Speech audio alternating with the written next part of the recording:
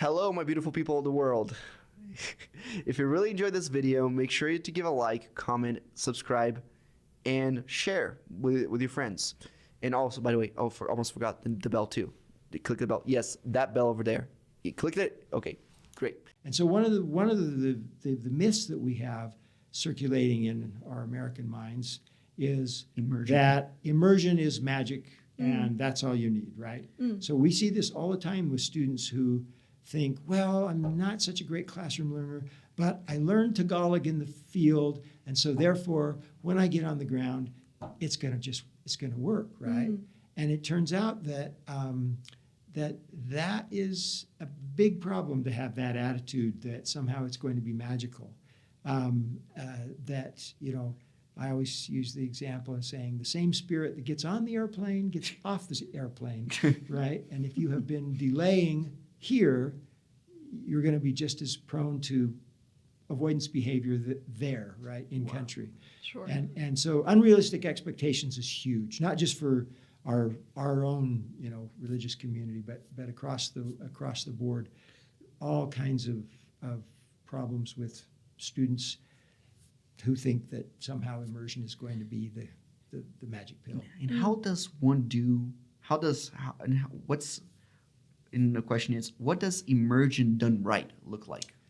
Well, immersion done right. Yeah, I'm not sure that there's any one immersion done right, but clearly, you know, like if you take child language learning, if you have a context that is very focused on, you know, the here and now and the real, right? So say, oh, don't touch that, that's hot, or here, honey, come over here and play with this ball. I mean, there's a lot of context, right? And that's enormously helpful in trying to make sense of the world and connect language and use and so forth. And so a high context, you know, an opportunity to be in a place. On our website, we have this story of this Hebrew learner. It's a fascinating story, and he is. I'm going to skip over the early stages of the thing of how he gets to be an advanced level Hebrew learner. He has this internship where he is taking largely Israeli tourists around and looking at this historical building. And this is really interesting for a non-native to be in this position of doing tours for native speakers, right? And but it's just the most brilliant language learning opportunity, because what does he do is he has a script, right? He has a script, just like missionaries have a script, you know. Well, we used to have a memorized script, but more or less we have scripts about, we're going to talk about this, we know how to talk about that, right? This is the direction that things are going to go. So there's a certain amount of constraining the field of possibilities that we're going to talk about, right? Right. And so this guy is giving this thing, and every day as he does this tour, these Israelis they are merciless in terms of their questions, and they just push. So every day he gets a new question that he can't answer, right? And so he goes back and says, how do I answer this question, right? Yeah. I mean, this is like the most amazing language learning thing, because he's got exactly this he's got a limited domain, and then he can just keep stretching the borders of that domain to expand his capability to, you know, I mean, that is for me one of the greatest natural immersion, you know, possibilities. So that would be, this is a little bit what we like to do on our immersion. Our immersion program is we'll take them and we'll expose them to readings and discussions that are very constrained. I refer to it as the beachhead approach, where you get some control of some area that is yours, and then you just gradually expand out right from that. And that's one of the really sad things about a lot of language textbooks. These sort of, they put together, oh, here's some poetry, here's some this, and here's some that, and here's some that, you know. And it's like you never get to be confident about anything there, right? Every time you turn to a new chapter, it's like, what? This is, I don't know how to do this. And so anyway, those are just a couple of the things that I think that are helpful. Another big one What's is the the one? psychological challenge of in-country study. It is really, really hard not to be able to express yourself. Really? Yes.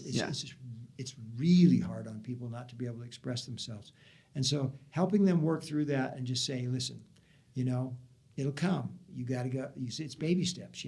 This is, and I from the first week of 101, I try to encourage students to have a mentality of develop your repertoire. What is it you want to be able to talk about? And I always tell them, don't pick cross-country skiing.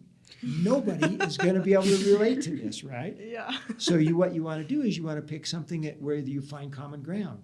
And family means everything to Arabs.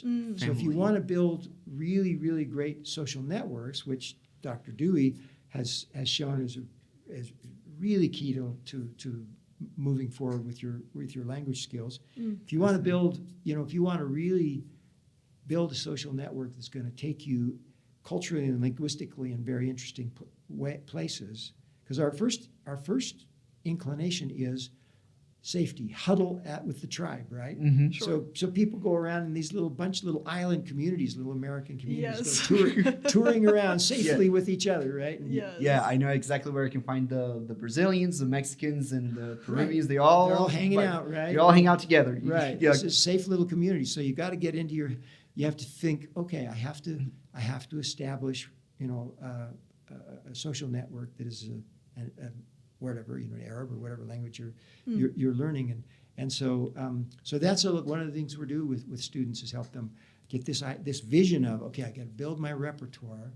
I got to be able to talk to people about their families. Then people, as I express to my Uber driver, oh, this is my cousin. This is my cousin. He does this and this and this. What do your cousins do? Oh, you want to meet my cousin, right? And those kind of things turn into really interesting possibilities. Cool.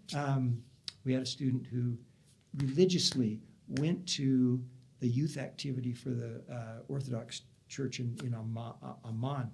And by the end of the semester, this was not easy for him. I mean, it was like linguistic fire hose, and lots of times not feeling super comfortable and so forth. But by the end of the program, he was their hero. I mean, he was like they gave him a special sweatshirt, and he sang in the choir for Wow. Christmas and had just a really, really rich experience, right? I've known students who have not gone more than about 100 yards from our language institute. Interesting. Right? They know where to shop for, they can get food, they can get whatever. They've got people they can talk to, retail merchants, right? This is the extent of their cultural experience. Yeah. Is 100-yard radius from the language institute.